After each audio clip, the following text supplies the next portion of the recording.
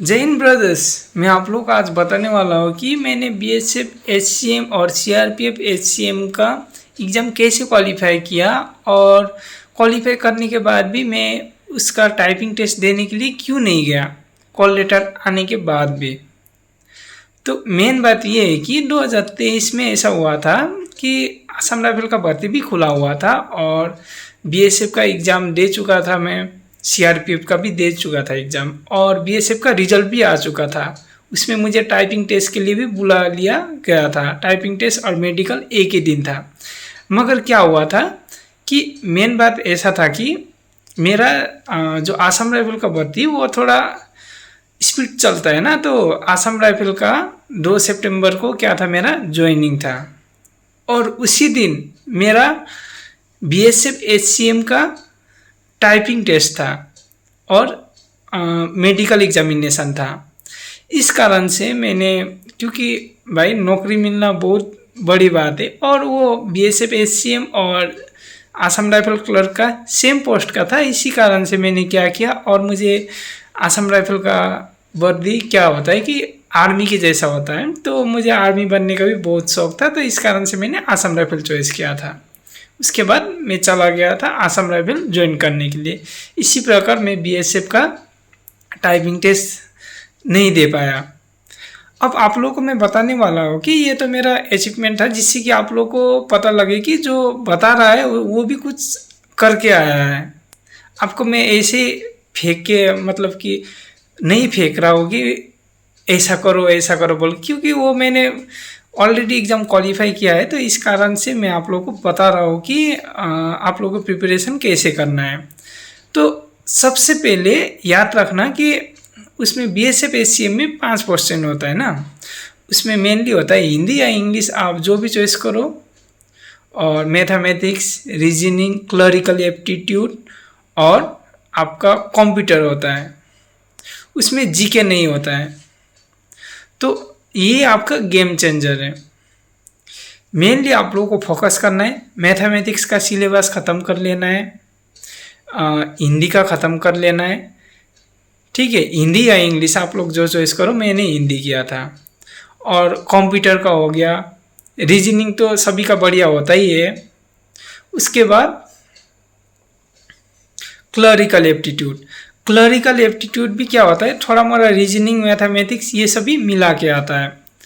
तो आप लोगों को मेनली अपना सिलेबस ख़त्म कर लेना है। उसके बाद मैं ये नहीं बताऊंगा कि आप लोगों को क्या क्या पढ़ना है। आप लोगों को मेनली याद रखना है कि जो 12th लेवल का एग्ज़ाम होता है, वो आप जो एसएससी सीएचएसएल होता है, तो उसका क्वेश्चन उठा के देख लेना, तो उसी से लगभग मेल खाता है। तो वही क्वेश्चन सब आप लोग प्रैक्टिस कर सकते हो या उसी का प्रैक्टिस सेट दे सकते हो, जिससे कि आप लोग का कॉन्फिडेंस लेवल और बढ़ेगा। क्योंकि बीएसएफ एचसीएम में मुझे पता है कि बीएसएफ एचसीएम में एसएससी सीएचएसएल जैसा क्वेश्चन नहीं आता है, लेकिन अगर आप लोग उतना लेवल का कर लेते हो तो आप लोगों को बाद में प्रॉब्लम नहीं होगा। तो इस कारण से आप लोगों को उसी प्रकार का क्वेश्चन देखना है, आपको जीके का पार्ट छोड़ देना है, ठीक है। तो इसी प्रकार जब आप लोगों का सिलेबस लगभग कंप्लीट हो जाए तो आप लोगों को मॉक देना है, रेगुलर मॉक देते जाना है। आप लोगों को ये नहीं सोचना है कि मैं फिर से पढ़ना स्टार्ट कर लेता हूँ, या चैप्टर वाइज करोगे तो आप एक पढ़ते पढ़ते दूसरा भूल जाओगे। 100% सही बात बोला कि नहीं बोला, आप लोग कमेंट करके बोलिएगा, ठीक है। तो आप लोग को क्या करना है, मॉक टेस्ट देते जाना है, जिससे कि आप लोग का कॉन्फिडेंस लेवल बढ़ता है। तो मैं भी यही करता था, पहले मैंने अपना सिलेबस कंप्लीट किया, उसके बाद मैं ओनली मॉक देता था। जितना हो सके दिन में आप लोग 2 भी दे सकते हो, 3 भी दे सकते हो, क्योंकि उसी से आप लोग का सारा चैप्टर क्या हो जाता है, कवर हो जाता है। आप लोग कंप्यूटर बोलो या जो भी चैप्टर बोलो, वो सब क्या हो जाता है, कवर हो जाता है। और मेन बात है कि आप लोग का चैप्टर तो कवर हो गया, ठीक है। आप लोग मॉक के थ्रू एग्जाम का प्रिपरेशन तो हो रहा है, लेकिन मेनली फोकस करना है आप लोग को क्या में, टाइपिंग में।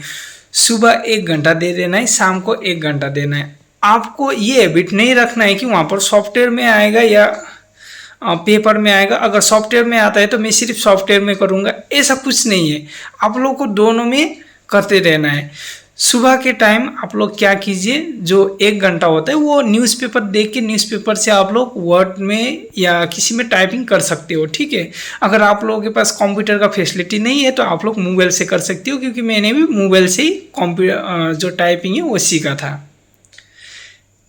सुबह हो गया न्यूज़पेपर देख के, उसके बाद शाम में भी आप लोग क्या कर सकते हो, शाम में हाफ एन आवर्स आप लोग न्यूज़पेपर देख के करो एंड आप उसके बाद आप लोग क्या करो, सॉफ्टवेयर में करो, या आपका कंप्यूटर नहीं है तो आप लोग इंटरनेट पे जो गूगल पे वहाँ पे सर्च कर सकते हो टाइपिंग मास्टर, तो इजीली आप लोगों को मिल जाता है सॉफ्टवेयर। तो वहाँ पे आप लोग आराम से अपना टाइपिंग कर सकते हो। आप लोगों को ये हमेशा याद रखना, मैं आप लोग को झूठा दिलासा नहीं दूंगा, आप लोगों को 50 to 55 आप लोगों का टाइपिंग स्पीड करना ही है। जैसे भी मैं डीमोटिवेट नहीं कर रहा हूँ, लेकिन ये एकदम सच बात है।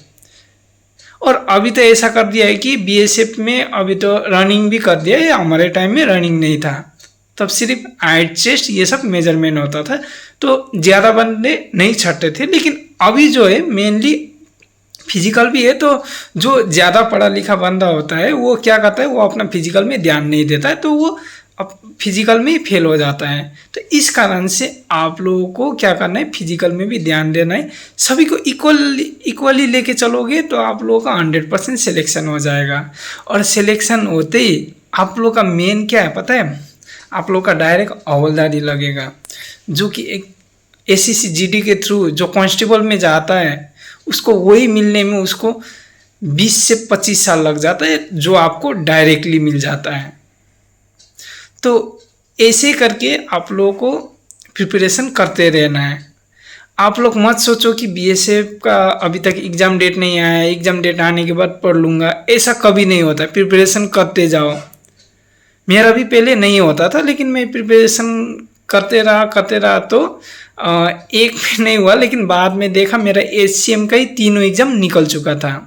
तो ये सिर्फ बीएसएफ HCM के लिए नहीं है, CRPF HCM के लिए नहीं, ये सभी जितना भी HCM भर्ती निकलता है वो सभी के लिए है। तो आप लोगों को ये वीडियो अच्छा लगा हो तो आप लोगों को और भी कुछ क्वेश्चन पूछना हो तो आप लोग मुझे कमेंट बॉक्स में कमेंट कर सकते हो, जिससे कि मैं आप लोगों का क्वेश्चन का आंसर देने का कोशिश करूँगा। हर कमेंट का आंसर तो नहीं दे सकता, लेकिन जितना भी हो सके मुझे लगेगा कि ये यूज़फुल है, कि आप लोगों को कुछ हेल्प हो सकता है। वो फालतू क्वेश्चन का मैं आंसर नहीं देता, लेकिन जो ये आंसर देना है इस क्वेश्चन का, तो मैं उसका वीडियो बना के भी मैं उसका आंसर दे देता हूँ। तो फ्रेंड्स बस आज के लिए इतने, मिलेंगे नेक्स्ट वीडियो में। अगर आप लोग भी डिफेंस जॉब का तैयारी कर रहे हो तो आप लोग ये चैनल को सब्सक्राइब कर लीजिए, जिससे कि मैं आप लोगों का आगे भी HCM से रिलेटेड मैं आप लोगों को वीडियो देता रहूँगा। तो बस आज के लिए बस इतना ही। तो मिलेंगे नेक्स्ट वीडियो में, तभी तक के लिए थैंक यू, धन्यवाद, जय हिंद।